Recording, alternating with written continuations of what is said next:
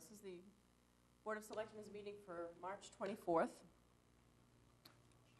And we are starting tonight with our future meeting dates. We are scheduled to meet on the 31st of March, a week from tonight.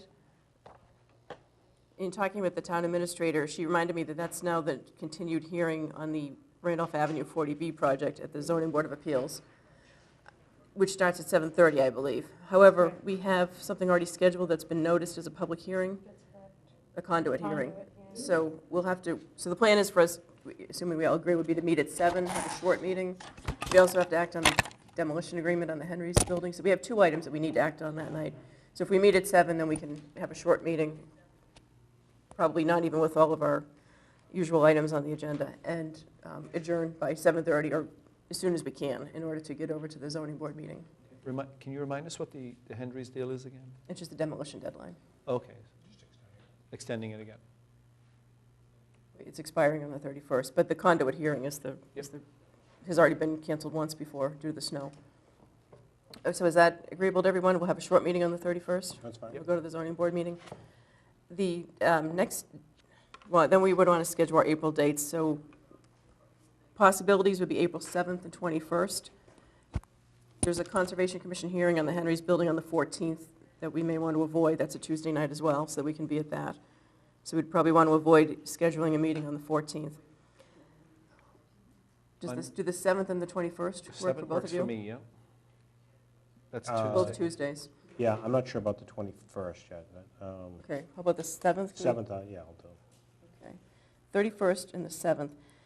We talked at a previous meeting about trying to schedule in sometime in April a meeting with, it would be a public meeting, but it would really be a listening session, a chance for the public to come and give us ideas, suggestions, voice some complaints, but hopefully they'll be constructive, about what worked, what didn't work for the snow storms that we had this winter. So one date that we were potentially looking at was April 16th, and I don't know if we were able to get the department heads confirmed for that night. That's a Thursday night. It's after tax season, Tom. I'm So available. does that work for you? I'll let you know. Okay, I mean, it So- won't be the worst thing in the world if I'm not there, but okay. And it really would be a chance just for the board not to be talking at it, but to be taking Listening, comments from yeah. the public and yeah. giving the public an opportunity. I think we have a good understanding of what the issues are that we need to address, but giving the public an opportunity to come in and talk with us. And at the last meeting of the emergency planning that Joe Lynch and Anne Marie and some of the others and I were at, we thought that that would be a good thing to do in April.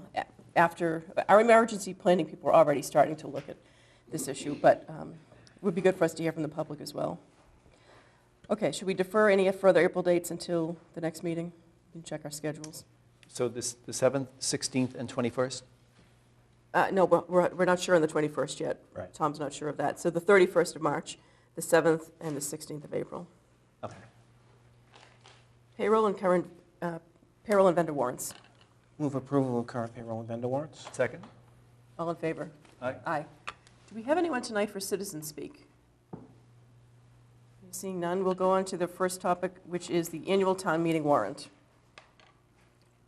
We thought we might have the warrant committee chairman here to meet with us about the warrant, but the warrant is still being prepared.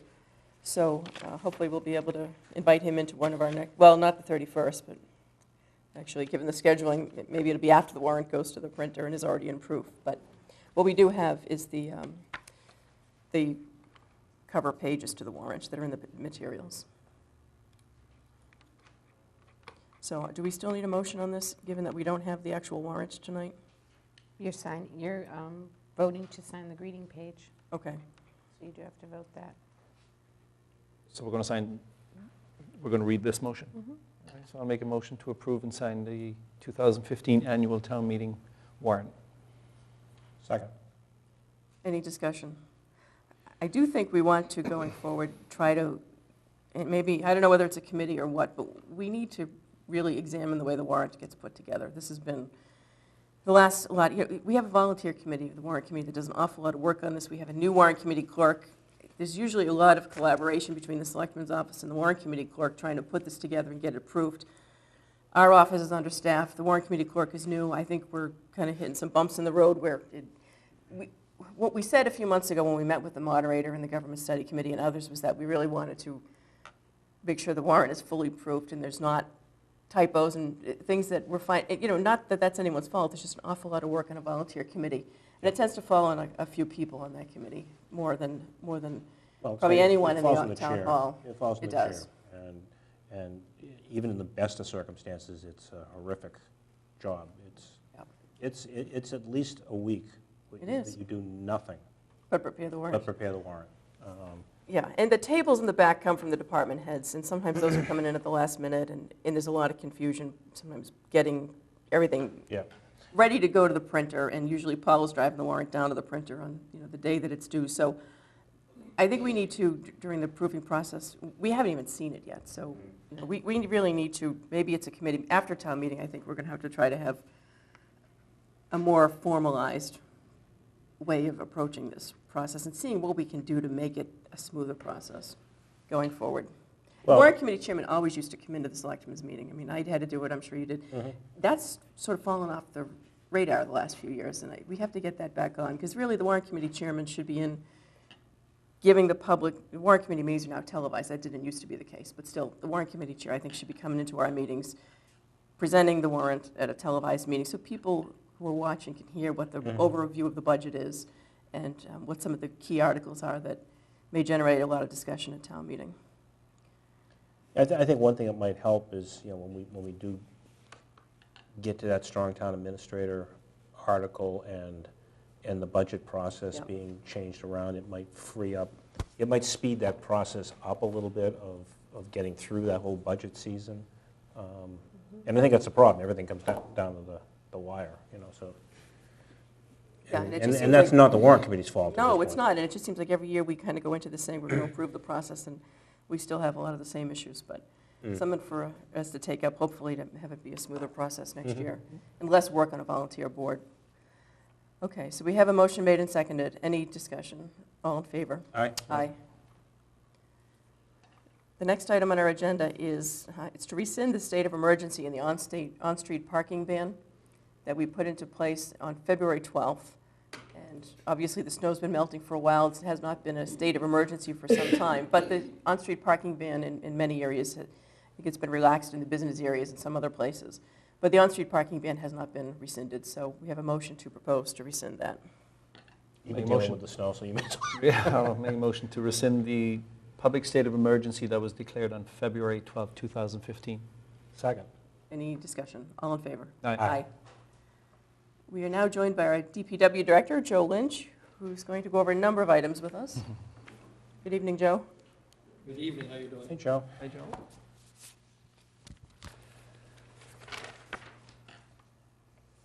What would you like to start with, Joe? Want to just follow the agenda? Seems to be in the right order of my notes. That's good. So I guess the first thing on discussion was the Chapter 90 program for this coming year. And Chapter 90 is our local roadway program, and it derives its name from the Master General Law, Chapter 90, which deals with, among other things, funding of state aid projects through the state, and which is where we get most of our roadway money from. So on this year's project list, what we're looking to accomplish is several things.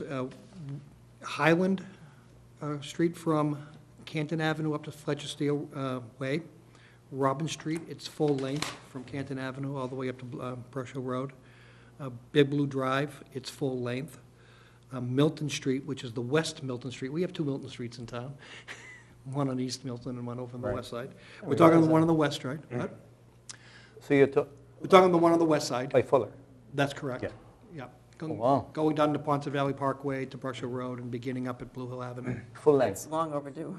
Oh, yeah, That road. that We road's get brutal. complaints about that. That and Robbins are both. Actually, there's a common theme here, which we're getting into it too technically. All of these roadways were rebuilt in an era of 13, 15 years ago, and clearly there was an issue with the methodology, whether it was inspection or materials or whatever. But the roads built in that era are all falling apart. So we're using a lot of grinding techniques rather than completely taking them all the way down to gravel. So we're gonna, you get some better economy out of it by doing it that way. We can do more roads that way. Oh, we're talking about too, George. Bradley Road, is that still in binder? That's still on binder. We have a big stormwater project that's proposed out there. Okay, okay. That is still binder. So Big Blue, full length, Milton Street West, which is full length. Canton Avenue, which is beginning at Atherton Street, running all the way northerly up to Hallen Street. And then Canton Avenue in the second stretch, Brook Road up to School Street, which is along that stretch of the Glover. Then Brook Road itself from Central Avenue to Cape Cod Lane, and there's a very specific strategy for doing that small limit, and it's because the Safe Routes to School program will be picking it up from there and taking it to the intersection, the rest of the distance. Construction inspections for all those projects, putting the top coat on Spafford Road, now that the gas company is back in there and trying to finish up their work. And then lastly is some funds set aside for any acquisition of right-of-way for that Safe Routes to School program, and we'll talk about that, I think, in a separate discussion. Chapter 90 money can be used for that? For acquisition of right-of-way on a federal highway project, yes. Okay. It's eligible. Okay. Now, we have approximately 900,000 in Chapter 90 money this year, or? That's correct. We went to the $300,000 bond bill last year and again this year, so we'll be seeing the higher amount, an additional 300 over typical. So it's over 900,000. And I'm going to talk about one other thing while we're on this subject, unless there's any questions about those in specific. I have one. Has this been revised since the winter that we just went through? Or were these streets anyway already? No, this is I don't think Milton Street was on there. I don't think it was. I thought Milton was 10 years away or so, because that's when we've gotten a lot of complaints about. And Milton Street was mostly a pothole complaint, and what we were finding, the frequency of that's one of those roads that was built and it's delaminating. They're not potholes. An entire layer is peeling off. You can't, it's throwing good money after bad patching. And now it's patching areas as big as the table every 50 feet, which is crazy. So it's going to be grinding an entire layer out, put a good tackifier adhesive coat in between, and then putting a top course on top of it.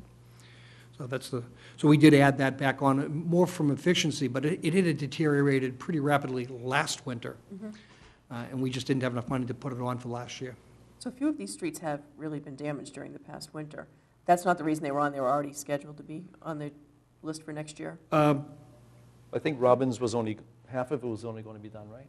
It was just a small portion, it was a smaller portion, so at this point, doing the full length, because we know it was all done at the same time, it's inevitable that in, next couple of years, you can see the rest of it peel up.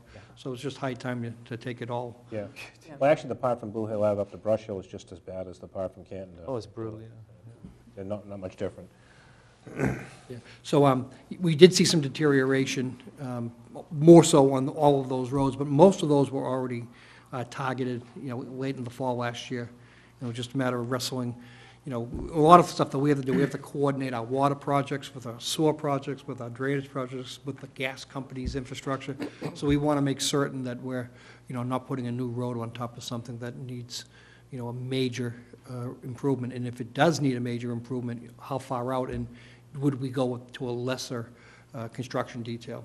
In other words, just an overlay rather than a grind and an overlay, to maybe get 3 or 4 years out of it, knowing that 5 years out, you're going to be replacing, a water main, that it's slated for that far out. So that's the sort of analysis we do in the wintertime, far more than simply fighting snowstorms. So I all got winter a long. question. Do you only do enough streets that can be paid for by Chapter 90 money? Typically, yes, but the Capital Committee and the Warrant Committee and Town Meeting together have Yeah. supported over the past 2 years Some some money. additional monies. $400,000 2 years ago. Last year, $1 million dedicated directly to Central. Central Avenue, and this year, another $400,000. 4 or 5, yeah, I forget which. Well, it's recommended at 4. 4, yeah. So there'll be more streets than this? No, this includes all of those monies. Oh, it does, It does, okay. yeah, and actually, if I can switch into the next one, I also included an announcement that it's been formally made yesterday. It was formally received in writing yesterday, formally announced by the governor's office last Friday, and it's been talked about for about a week now. Yeah. And the governor went to the legislature and asked for an additional $30 million in winter recovery monies to make available to cities and towns to deal with, as Kathleen had mentioned, is those roads that deteriorated. Milton's portion is a small amount. in the overall realm of things, but it's large enough in our realm that it's, $93,368, that additional for monies we're getting this year, and this program includes those monies. Are they using the Chapter 90 formula to dole that out? It's different than, it's similar to, but no, it's not the same Really? Chapter 90 formula. The winter recovery calculation, if you're curious, is on the Mass DOT website. That's true. Doing business with the state aid, and then winter And I recovery. guess that It'll tell makes you how sense it's because the calculated. western part of the state didn't get hit as bad as so you, It doesn't matter. It was doled out, but not on a county-by-county basis based on the severity of the winter. Interesting. But they also did not follow precisely the Chapter 90 formula. okay. So the monies you're seeing in this project include all of those sources, Chapter 90, the anticipated approval of town meeting monies, as well as that additional $93,000 from the state. Okay. One question I have, Joe, too, is even though it's, I understand it's just patching at this point, but East Milton, Granite Avenue, going right from the fire station up to the fruit center, that area, is that scheduled? I mean, that roadway's horrific right now. Most of that interchange is part of the deck project. I know it's part of the deck project, Up but, to Brugger's Bagels. yeah, I know it is, but, how long can we wait before we, We're out there Something. we are patching, that's not to say that we're not doing anything in the meantime. We're patching it 3 to 5 days every week, with weather permitting and other work assignments permitting. they just So open back up again? Yeah, we're out there patching that area, and it's a lot of material that's going in there. Okay. That's given the complexity of that whole area, as far as doing a major resurfacing. No, I understand, you're not gonna do that. Yeah. So just because these streets are specifically spelled out with regards to the roadway program doesn't mean that, potholes and other defects elsewhere Okay. don't get addressed. Yeah. Clearly, I didn't make that clear. Joe, just on the additional money from the state, the 93,000, we have to use that by June? Use it. We have to have the work done by June? It's- Use it or lose it is the cliche that they use, and they are using it with emphasis. So let's put that in perspective. All construction work must be completed, 100% complete by June 30th. All reimbursements, meaning all receipts, all invoices received, processed, payments made, cancel checks returned, and the reimbursement package back to the state by July 30th. For all Chapter 90 money? For just For- the $93,000. for just the Just the $93,000. $93,000.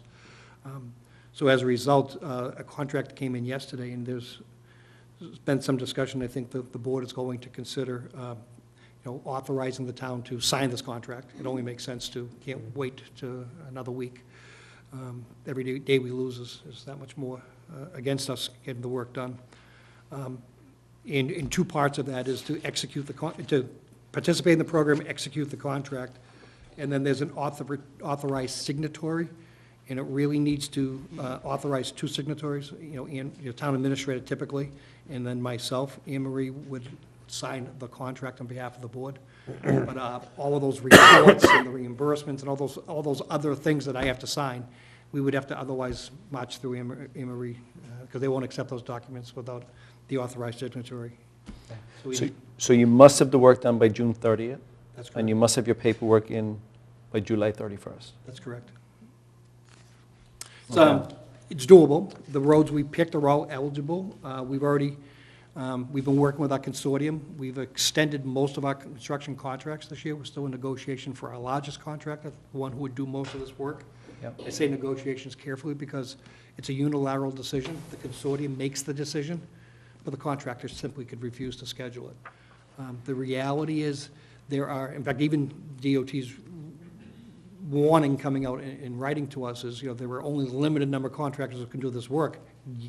Get on their schedules fast, because you're going to have trouble getting the work done. So getting this approved tonight, getting it back to DOT tomorrow, getting DOT to sign it and get it back to us. Once it's signed, they're going to email it to us. We can then start spending money. We can't spend a penny until it's executed by the state. But you can bury this money in your first street, right, that you do? No question. The Yeah. only question is getting the contractor mobilized, which we want to do in the next 2 weeks. Get them in, get them out, and Yeah. and get our check Yeah. mark. Okay. So it's not like for a specific job or anything? Right. It's- Yeah. That's right. It's not I have to not as though I have to complete that whole list. Pick Yeah. any one, get it done, get it invoiced, and get it moving. Right, okay. Exactly right. Okay, so we have a draft motion. I'll make a motion to approve a one-time contract between the town and Mass DOT that will allow the town to be reimbursed for up to $93,368 of roadway repairs resulting from this year's harsh winter weather, and will include patching of potholes, cracking, and other surface defects, including paving projects, repair or replacement of signage, guardrails, storm grates, and road striping or painting, and projects identified through written agreement between Mass DOT, Division District Office, and the town of Milton, and to authorize the town administrator to sign all pertinent paperwork on behalf of the board. Second. Any discussion? All in favor? Aye. There's a second piece of that, and that is the authorize the town administrator to execute the contract on behalf of the board, but to also designate an authorized signatory from the DPW itself, and it's typically myself, in order for me to sign other documents. We don't have a motion prepared. Is that what you were going to say, Paula? What was that again, Joe? Can we just add Public Works Director to it? Well, we've already voted on this. We'll just make a second motion. What was the second motion, Joe? It's the same as that, with the exception of add Anne Marie, take Anne Marie's name out, put mine in, and it's to sign all other pertinent documents, but not the contract. Take Anne Marie's name. Okay, so we have to do a second motion. Where is Emery's name? So basically, the motion would read to authorize the DPW director to sign all pertinent paperwork on behalf of the board with respect to the Mass DOT, the agreement between Mass DOT Highway Division District Office and the town of Milton. Sounds good. Does that sound good, Joe? Yes. I'll second. Any discussion? Yep. All in favor? Aye. Aye. Thank All you. right. Safe routes to schools. So without going into it in great detail, because I believe you guys had a quorum of the Board of Selectmen at the Warrant Committee meeting last week where we described We did. the process. So the only thing that's transpired since then, and what it really boils down to is a Safe Routes to School program, for those people who didn't watch last week's meeting, real quickly, it's $1 million Federal Highway Administration grant. It's based on promoting walking and cycling of students to and from school rather than riding their buses or riding cars.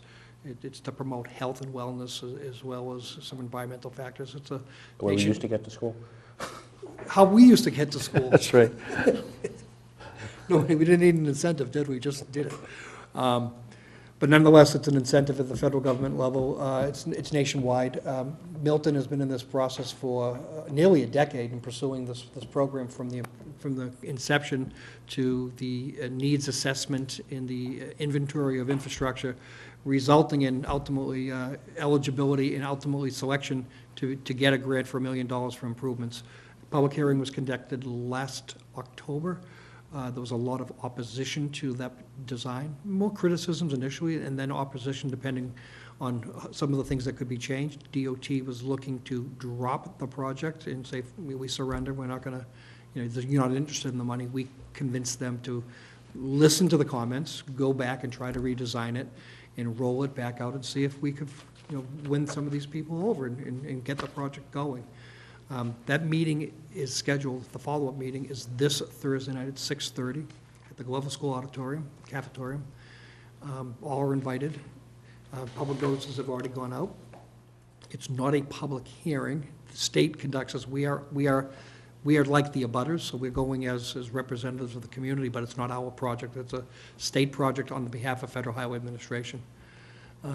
Things like specificity on what right-of-way acquisition we need, as we spoke of earlier, will be available at that meeting, so people will see what the impacts are. There are 2 land takings of areas where sidewalk already exists. We're not furthering the sidewalk incursion into private, into the land. And I hesitated to say private, because those two land takings are actually both Town of Milton-owned properties. So those are the only actual takings of property. Everything else is The other- temporary. Everything else is temporary easements, and there's approximately 35 projects affected. And it's only temporary during the onset and throughout the duration of construction. And it's principally for restoration of, transition slopes and sidewalks and walkways, in driveway areas, just to make the blend together with the project. Now, in terms of, you still anticipate there might be some kind of a cash payment for some of these, or not? The language that's in the town meeting, are we speaking to the warrant article? We are, right? Yes. Okay. So the language in the warrant article is required language under the Federal Highway Administration. It's one size fits all, whether you're San Francisco, San Diego, or Milton. It's all the same language, so it's non-negotiable language, and it allows for, if I'm taking your entire property to widen an intersection, which we're not, it includes language that would allow for that. So it would typically result in an understanding of the area infected, an understanding of value, which might result in appraisals being done, in recognition that it's temporary, so what's it really worth? But an appraiser knows how to do that. And then in the end, an agreement with the homeowner to pay for whatever it is that we need. And if we had to come up with this, if there is any money that has to change hands as a result of taking, would it come out of the grant? It's out of Chapter 90.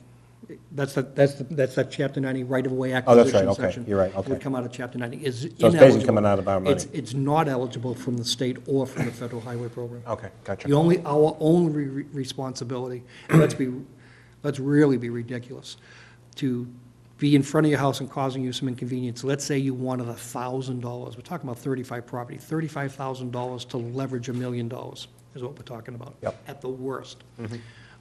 But if you don't secure full right-of-way, if you don't reach agreement with 100% of the affected parties, project goes away.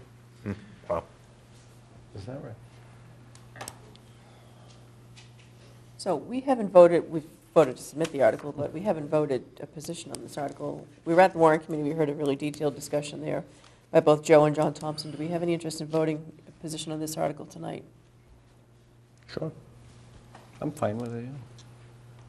I guess we don't have the number here on this, but we can call it the Safe Routes to Schools article. Yeah, I'll make a motion that the board support the Safe Routes to School article. Second? Any discussion? All in favor? Aye. Aye. Okay, thank you, Joe. Do you want to go on to the snow and ice deficit? Sure. Well, You sure? we've had only a couple of minor snow events since. We've used no contractors. We've used only Public Works forces. One of those two events occurred over a weekend, last weekend, so it did involve some overtime. Negligible, and we had projections and some anticipated, projections built into these numbers to begin with, so I believe our projected deficit still as it was a couple of weeks ago hasn't changed at all. And that projected deficit is, I've shared this with Anne Marie at this point, and haven't shared specifically with the warrant committee, but that number is $1,055,106.36, thereabouts. Anne Marie can probably speak to the work that she and Amy have done, but they've identified the ways that this can be covered. We are going to use free cash. We're going to use the FEMA reimbursement of $142,000. We're going to use some of the savings from the solid waste contract in Joe's budget for fiscal year 15, and we should meet the deficit. Joe, is there any concern with the rain coming up? A couple inches of rain they're talking about over the weekend, and still having the snow coming down there? The snowpack at this point is pretty well hardened. Yep. It's glazed over. If it was light and fluffy, the I just sponging effect and runoff, I guess, is the real question. It's not as much of a concern. We've already had some substantial melt-off as it is, but they're calling for, localized flooding in low-lying areas, standard 2-inch, spring rain. If it's more prolonged, I mean, we've got a ground cover, we have a frozen frost condition, we have a ground cover very similar to those March storms of 2009. They're Right. very similar to that. So we know those vulnerable areas that were hit pretty hard back then. In 2009, it was, Huntington and Garden. We had pretty hard sections of Brook. In isolated areas down along the Parkway. Right. And other than that, the areas seem to handle it pretty well. So we're not anticipating at this point any problems? Joe, could you talk, just for, I didn't answer that question Yeah. because, it's, I mean, we're aware of the weather conditions. We're watching that forecast. We know what the forecast is, and if it happens during the day, we'll have folks out there clearing basins as we would on every storm. Okay. But it is a classic springtime rain in similar ground conditions to what we had in 2009, which did result in some flooding. Any other questions on this or comments? I was just wondering if you could comment on the two snow farms that we have, one at Kelly Field and at the high school. Since Sure. the sports are going to be starting up again soon. Yeah, actually, the park department head has asked that I look into that, what are the options that we have. I've gone out and, we actually have 4 snow farms. Snowfall, okay. 3 of them are on land that's used by the park department. One is Kelly Field parking lot, but that mountain got so high, it's gone over the fence and into the tennis court area, but not so much the baseball field area. That mountain is enormous. I made an estimate of what it would take for us to, what would it take for us to get that snow out there? To haul it away, to melt it, to do whatever it would be. And out of just gut feeling, based on, I knew what it cost for us to put it there, and then to be faced with, handle it again, and now take it somewhere else is going to be more money, minus whatever's melted, but it's actually harder now than bringing it in the first time. Yep. I think it's about $500,000 to deal with it. So I did talk to 2 of the folks that did participated in our hauling operation to begin with, and right out of the gate, the very first guy said between $400,000 and $600,000 to remove it. So it's going to melt. It's going to melt where it is. What we're doing is we can't do it at the high school from access perspective, but at the Kelly Field, occasionally we're going down, occasionally a couple days a week with our front end load, and we're trying to just flatten it out, and spread it Yeah, I across the did park, notice let's that. let it melt some as best as we can. It's scratching at a glacier. It's a feel-good effort, but we're making little to no progress on that. But in the same token, I recognize the ball fields are going to be anticipated to be in use. I suspect baseball season is 3-4 weeks away, at the longest. Practice even earlier, yeah, but yeah. So the playing surfaces themselves shouldn't be affected. They're still in snowpack themselves, so unless they're clearing their own fields, they have their own snow on them. But the stuff on the perimeter is affecting, particularly at the Kelly Field, is affecting parking more than anything. All right, Joe, on to your quarterly report. Okay, now, I know you've got a relatively long meeting, so I'm going to try to breeze through this as quickly and briefly as I can, but at the same token, if you feel you need to ask questions, just chime right in, okay? So from the water perspective, water department perspective, we've got we have $6.4 million comprised in 3 water capital projects that we've been talking about. We went to town meeting for that $5.4 million bond authorization, and the rest of that money is being dealt with our own local capital money and with MWRA money. So we completed the design and bidding for the water main replacements. It's a $2.8 million construction project. That contract was awarded to SB General Contracting, and construction is due to start there in the next couple of weeks. Again, just waiting for frost to come out of the ground. That project is water mains in Canton Avenue, for best description, from just about Berkshire Road, where it comes across at Canton Avenue, all the way down to Atherton, and then another stretch down in Sumner and Harland area, which is why that section of Chapter 90 roadway is a section of road in between. So in the end, we're trying to get the full roadway. That component was for the looping, to help with that looping issue with the Canton water. All of these are related to that Canton water disconnection. So that's the looping piece of it. We also completed the design and bid and opened bids for $500,000 pressure reducing and regulating station. That contract was awarded to Vozella and Sons. That project's already started with regards to shop drawing reviews. It's a big, huge vault as big as this room. It's buried underground. It's full of mechanical devices, so. Where is this? It's going to be in Metropolitan Avenue, right on the Okay. Boston line. So right where the And our meter is? connection, meter 55 connection Gotcha. from the MWRA. And that helps us regulate the flows of the tanks to oscillate evening and daytime. Evening, fill the tank up, and then during the daytime, when demand is high, to be able to let the tanks do their job. And then lastly, we've completed the design and the bidding for the water tank projects, 2 tanks, 2 locations, $3.2 million. Those bids were opened a couple of weeks ago. We have an apparent low bidder. We're still in the midst of reviewing their bid documents and reviewing their contract documents before we make the actual award. But that is not as time sensitive because you wouldn't start that project until after your summer demand goes by. So that project wouldn't even start until the fall. And where do we stand with the state in terms of, do we need DCR approval? Because that's on DCR land. We have the construction permit for Big Blue. We do not have a construction permit. We have both permits squared away. As of today, I had a conversation with DCR. I have a draft permit for the second tank as of today. I just haven't seen it yet. I know it's coming tomorrow. So that's not an issue. Okay. With regards to the permanence of it, once the work is complete, because part of post 9/11 requirements is perimeter security fencing. And so once we know the limits of where the fencing ultimately go in any disturbed areas, we will then secure a permanent easement with DCR, and DCR is aboard with that. The folks, we've met with them on that, and Senator Joyce will facilitate getting that in through. It's going to take, to get the DCR easement's going to also take legislative action, so Senator Joyce is prepared to submit that when the time is right. So that's all set, too. So with the system study done and the projects done, as far as the bidding and design is concerned, when the last piece of that master plan is looking at operational efficiencies.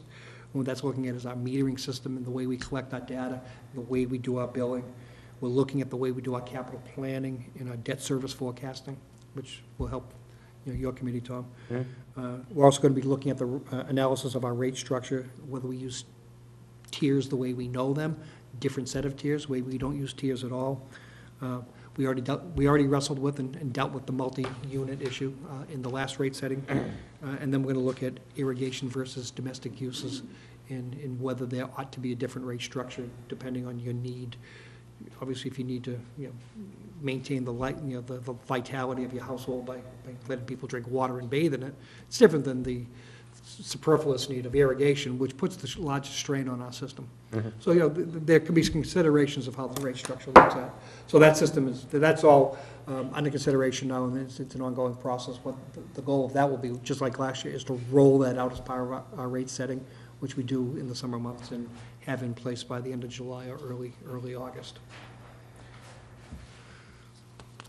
We continue with our 2 aspects of our sewer capital program, and 2 aspects being, first is you identify where your vulnerabilities are. That's our II investigation, and that's our television and metering work to determine which areas of our system have issues with infiltration and inflow, and what it is you need to do to deal with it. So we always look at an investigation this year.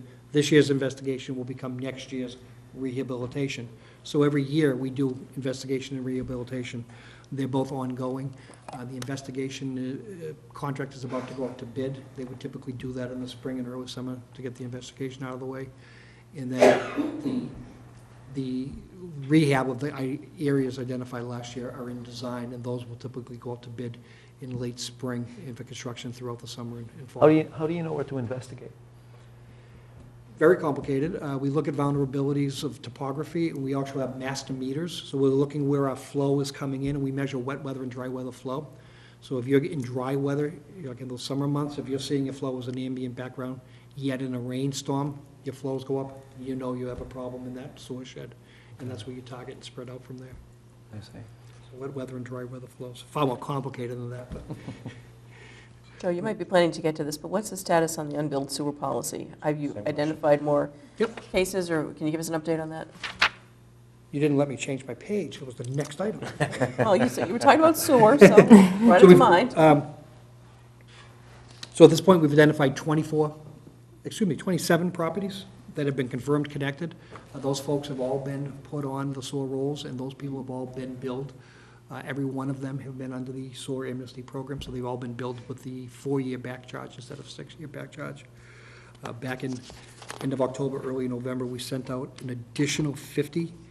There are 220 target properties still to be investigated, so we sent out an additional 50 letters to the most, we've got them prioritized by likely, not so, less likely, not so likely, and then probably not. So we're kind of whittling them down, hitting the low-hanging fruit, if you will, first. So we sent out 50 letters back in the end of October. 24 of those 50 responded within that 30 days. If you remember our program, we gave them 30 days to respond, to make them eligible for amnesty. So 24 of those folks, about half, responded within the allocated 30 days. Of those 24, 21 of those properties have been inspected and concluded, resulting in one found to be connected to the municipal sewer, and one of those ones that I mentioned in the 27. So the other one's not? And the other 19 are not. There are still 4 properties that require further investigation, but when winter set in, some of the work that you have to do was prohibitive in the wintertime. So we have to let the snow clear. More importantly, is 26 of those recipients, and all those folks, by the way, are eligible for amnesty. 26 of those folks did not respond within the 30 days, and thus far have not responded. So they are ineligible for amnesty, so whatever the findings are on those, if we find them to be connected to sewer, municipal sewer, they will be getting the full 6-year back charge.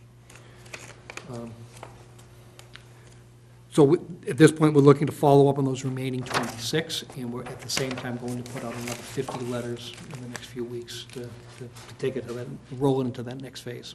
Okay. So at that pace, we're looking to probably conclude the investigation within this year. Good. Good. We've also, working on the sewer issues, we're still working with our force main rehabilitation. We have 3 pump stations with 2 on Randolph Avenue and 1 on Granite Avenue. The 2 pump stations on Randolph Avenue were rehabilitated 3 years ago. The force mains, which is the discharge pipe, if you will, have had recurring fractures and leakages in them, and causing repairs. So those are old, and they're more vulnerable than a water main because of the pulsing that they see. So those are out for investigation right now, and will likely result in a design contract and a construction bid, in the next year. Granite Avenue, which does not have its pump station replaced, has been evaluated 6 years ago, as we did all of our pump station evaluations. It is in need of a major rehabilitation, and when you look at the major rehabilitation, you typically want to go in and replace the pump station, especially if you're trying to put them all on the same sort of function. There's different types of pumps, and at this point, we have a conglomeration of 4 different types. But our goal has been to get most of them to what's called a suction lift pump station. So the 2 new ones we did recently, there's one we did about 7 or 8 years ago. And lastly, there's one down at the DCR property on Hillside that was done about 20 years ago, are all suction lift. And you typically want to go to that same sort of style station. And you can take advantage of those with variable frequency drives to save energy as well. So that evaluation is being made as far as looking at what our next sewer project will look like. We already talked about the evaluation of our II program, so that's ongoing as far as getting a bid out on the street for the contractor to do the work. And then the rehab is in final design, and that'll be going out to bid with construction this summer. Joe, as far as the I&I investigations, what percentage of the town have we inspected at this point? I mean, is this just an ongoing, Well, when you finish, you just start all over again, or is there an end to it? You asked the right question, because there are 2 schools of thought. You make progress every single year, but as you tighten up areas, it makes those other areas that were less vulnerable, it makes them vulnerable, because now you've added capacity back in that line, and what never used to be able to leak in suddenly starts leaking in. So it's an ongoing, continual process, but it diminishes as the program goes on and on. So you should see less of it in less amounts of rehabilitation work year to year. Okay. So we're about halfway through, looking at the entire town, for the first time through.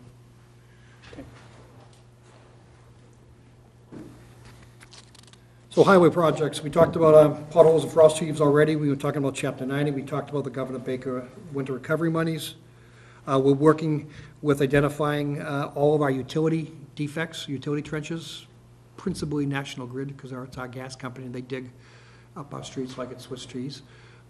Their trenches suffered a lot of vulnerability throughout the winter, because, they let them winter over 1 year, and then they come back and they typically, freshen them up in the spring and the summer.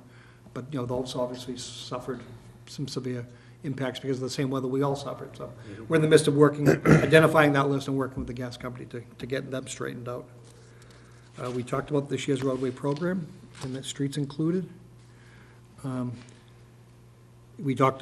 so brief, we talked about it, I'll mention real quickly, that we're part of a consortium when it comes to our construction contracts. We've extended most of the service contracts. We're dealing with one contractor still to extend. It's a unilateral decision. We believe that we will reach that decision as early as tomorrow afternoon, because there's one last consortium meeting tomorrow. With that extension in place, then we can actually schedule the work. So step one was getting the winter recovery money signed that we talked about tonight. Step two was extend the contract and get them scheduled. So that should all happen in rapid succession now. We can't do any physical work until we get the contract back from the state. Other big roadway projects, we have $2.5 to $3 million Blue Hills Parkway project. Folks have seen public hearings on that one. That's Elliott Street, Mattapian Square area, Blue Hills Parkway, and that interchange between Truman Highway, Brush Hill Road, Blue Hill Avenue. Everything comes together in that confluence. And so that was work of Senator Joyce to work with the DCR and Mass DOT to coordinate several projects and several pockets of money together, none of which were our money, to get the design done. The design is done, and it's in review with state DCR and DOT now as far as meeting specs. Then we'll take it out to bid documents. That thing will be ready to go out to bid probably in about a month with construction this summer. It's probably a 2-year construction project. This is for paving or for? It's reconstruction, realignment, signal coordination, and not closing Elliott Street to one-way traffic. We did that test, if you remember. It was part of the design element. We wanted to rule it out, and when we did it, we measured traffic impacts, and we determined that any benefit we would have gotten, we would have lost in budding neighborhood impacts. Right. So we pulled the plug on that. Because that's deadly. I actually witnessed a 6-car accident there the other day, it's awful. If you're on Elliott Street and you're trying to venture to Hyde Park, let's say, Yeah. and you need to cut into 2 lanes of traffic, And go to the left lane, go across, and then cross 3 lanes of traffic to get out to Truman Highway. exactly where the Rush accident hour was. time, it's Yeah. impossible, yeah. 58,000 cars go through that interchange a day. 58,000, it's enormous. So that project is being done with Beta, and, with our oversight, but that project's about to go to bid. We already talked about Safe Routes to School. That project is going to public hearing. It's 98% designed. The goal will be passage of town meeting, acquisition of right-of-way. It's already authorized money, so if we go, the federal highway users ready to advertise as their threshold. If it's ready to advertise come the beginning of their fiscal year, so by September 30th, prior to October 1st, then the project will be built in the next fiscal year, this fall and next spring. And again, a reminder for folks, if they're curious or live in that area, March 26th at 6:30 in the Glover School cafeteria. We also have the $1 million Mass Works grant. Senator Joyce was very, very good at keeping us busy in my department. He brought in the $1 million Mass Works grant application. We've received that. We worked throughout last year to get the design done. We went out to bid in end of November, early December. Against any logic, we, because of a time constraint, we authorized our contractor to start work in December. He did some minor conduit work, but then the winter set in and we had to shut down. And it's because the MassWorks grant was potentially in peril, ending on June 30th of this year. But since we showed our good faith and since we did everything we said we were going to do, I had a conversation with our project manager just yesterday in a conference call, 31st, in the afternoon of the 31st, to get an extension through November Good. of 2015. So we're going to take it through the construction season. We should be out of there by September. But I want an extra 2-month cushion. That's good news. So the bid's open, contract's awarded, and they're about to restart in the next week or two. Stormwater, we've already started our street sweeping program. We have not started our catch basin cleaning. Catch basins are still frozen with, heavy material in them. But, we're in the midst of already, picking up our heavy sand accumulations from the winter. And we have our little mini vac out there picking up the trash and debris from the side of the roadway, whatever we're able to get at. So we're already getting a jump on it, even though we had a pretty severe winter. So we're on schedule with what we typically do. For the folks at home, just so they understand what the expectations are, it doesn't change in any year, but every street will be swept at least once. Every neighborhood street once, typically once. Business districts will be swept weekly. Once a year? Once a year. Streets are swept once a year. Business districts are swept weekly, and then heavy traffic areas are swept once a month. I know we have a major water main break, or we have something that happens with debris on the road, we're gonna be out there sweeping it again, of course. But, and that exceeds the NIPD's requirements for street sweeping. I think you folks know, but I'll mention it again, the NIPD's permit has now come out in draft form. It's out for public comment. It's still out for public comment. What that is once they close the public comment period, they will issue the draft, they will issue the permit, then requiring the towns to come in and do the NOI. So, that's something that will be hitting us likely in the middle of summer, early fall. That will be what I've been talking about since you've known me, and that's this big looming issue that's out there. Has there been any more grumbling about the unfunded mandate, or? Just grumbling, there's no solution to it. Is there? No. I shouldn't say no. I've done some grumbling, and the town's capital committee and the warrant committee have understood it. Town meetings understood it. I built my budget this year, including taking some of my stormwater savings, some of my sanitation savings from solid waste, and kicked it in as a matter of good faith, kicked it into stormwater to be able to carry out some of these mandates. So assuming success at town meeting, we are making progress better than a lot of communities. If you remember, we participated in a 3D Challenge Initiative grant with NEPA and several other communities. And among those other communities, Milton was singled out as one of the pilot communities to look at the viability of affording the exact question of creating a municipal utility. How do you pay for it, and what is it you need to do, and what's your local impact? So we've completed that work. So the numbers that I have built in my budget are based on those needs. And it doesn't even begin to scratch the surface of what we really need. Okay. Solid waste. I think simply said, people have gone over the growing pains. They're performing pretty well. I think the measure of that is not a single day missed this winter, where our other contractor would have easily missed several weeks. So that's, to me, that's a huge measure of success. They're out there getting the stuff, and in all weather. They should take on the post office's slogan. I've been following sticker sales and sticker revenue. Is it? Sticker revenue was down, but so is tonnage, but not proportionately. So it's still the same problem? Still the same problem, right? With the engineering department, so on top of everything else, we're maintaining our GIS system, our work order tracking system. We're in beta development still with our system. That's actually coming on really good. So we're still going to be using it in-house in Public Works for probably about 6 months to work the bugs out of it. And once we get it running the way we think it should, we're gonna roll it into departments. So people like the Selectmen's office, when they take a call, they can simply write the service request, as opposed to interchanging of emails and printing and, writing stuff down and Great. phone calls. It just gets into a one-write system. Once we get it through the beta with expanded departments, then we'll be able to roll it out for public access, put it on the website and have people be able to just access it directly. Well, can they make requests online then? They will, the Yeah. goal is to ultimately be able to do that, have it be user-friendly, and actually have a mobile app where Oh, yeah? it comes in as a service request. They won't be able to write a work order, but they can ask the question, and then the supervisor will get the question, be able to convert it to a work order. When the work, if it all works out and people are using automated systems, when it's closed out, the person will get an answer that says, your request number such and such, dated such and such, has been resolved.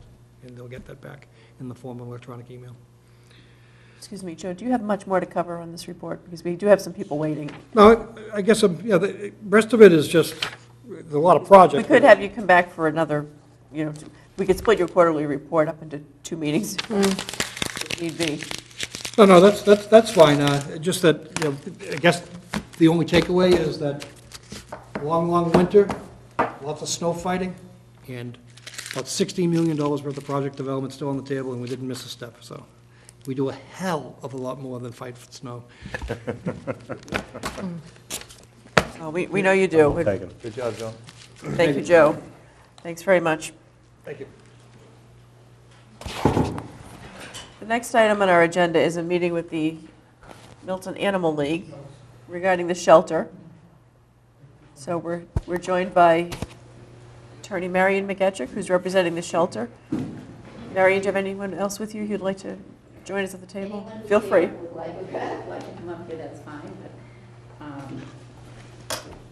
Hello, I'm Good Melissa Cook. I'm the president of the Milton Animal League, recently taken over, so it's very nice to meet everybody on the board and all the other members. Nice to meet you. Hello. Nice to meet you, Melissa.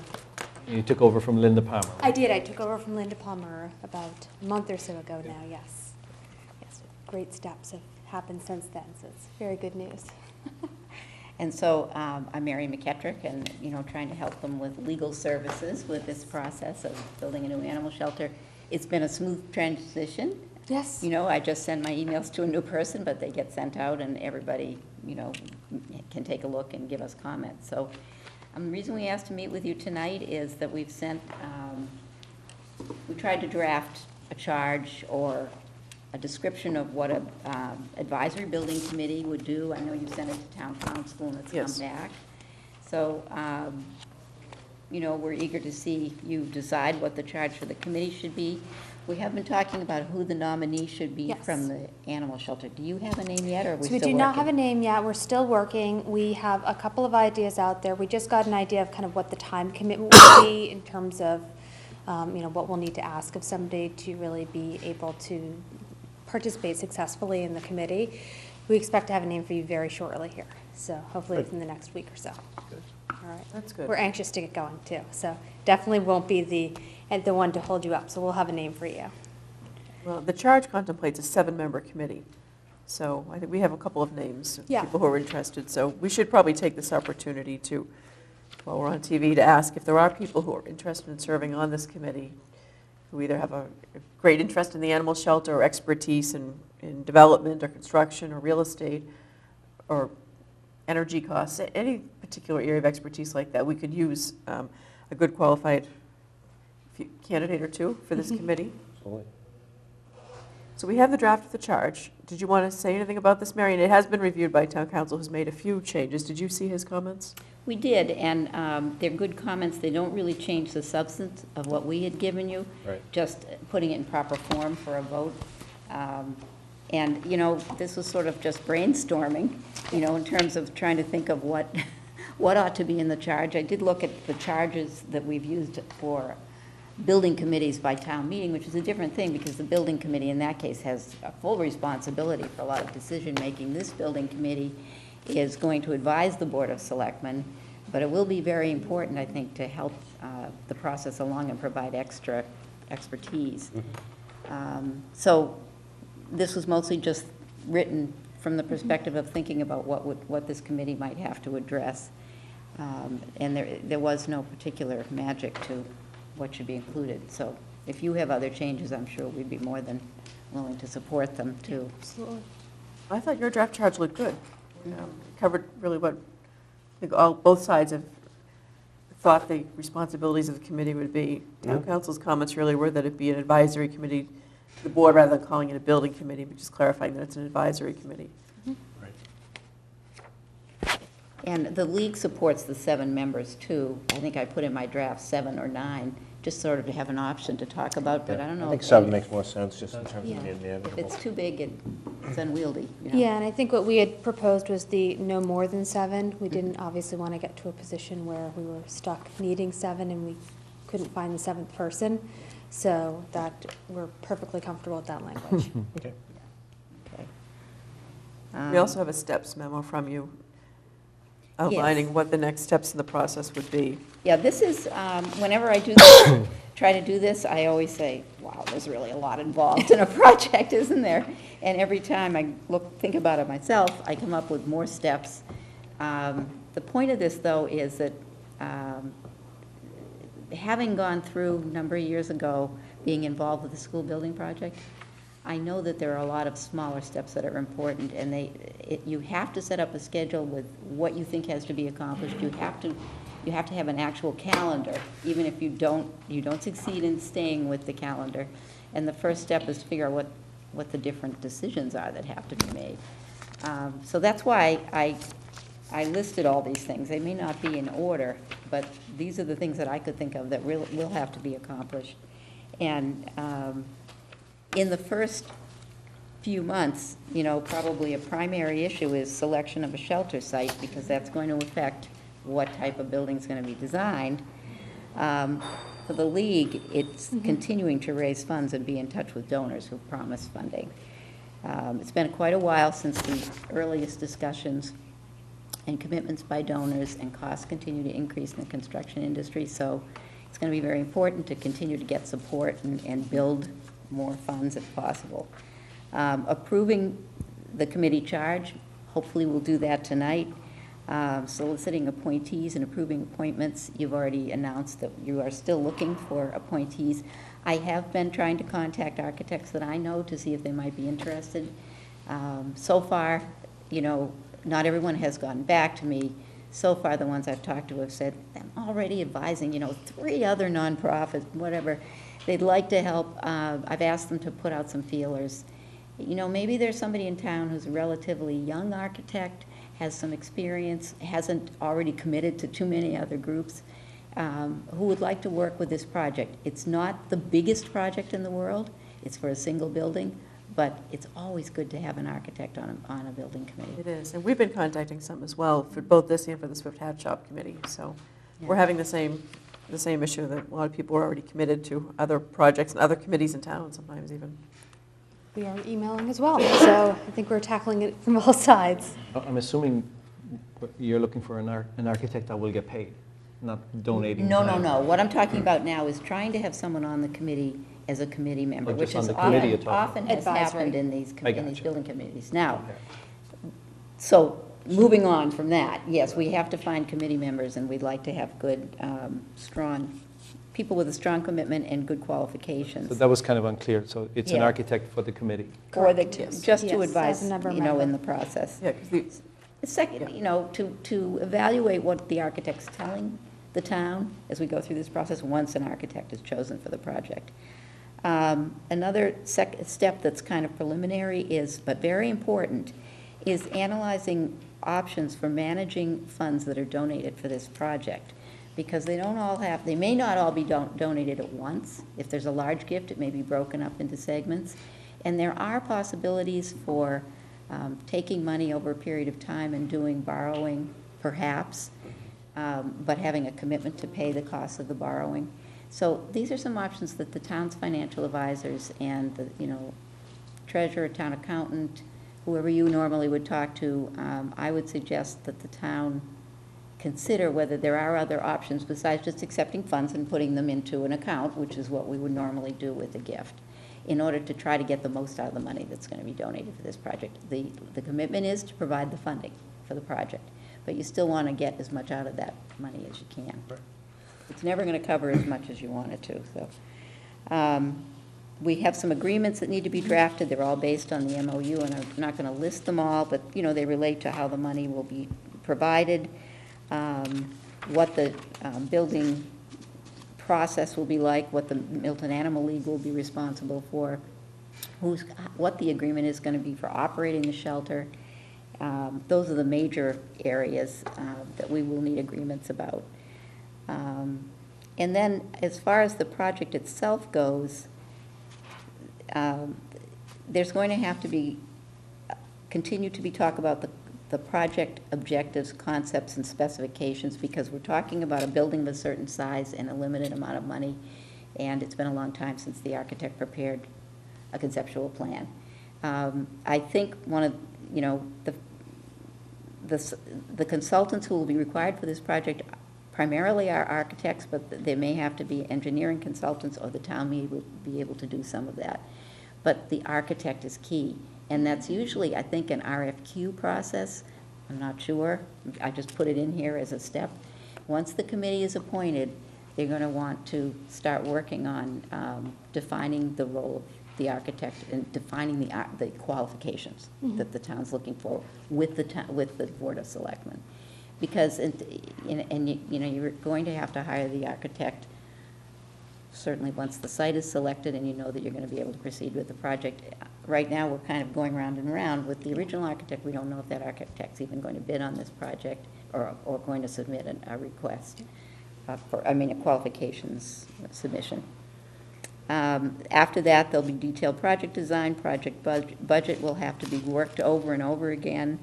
That leads into preparing bid specs, advertising bids, selecting a contractor, and then you get into the building process, you know, applying for a building permit, and then all of the problems and issues that come up when you're actually doing a construction project.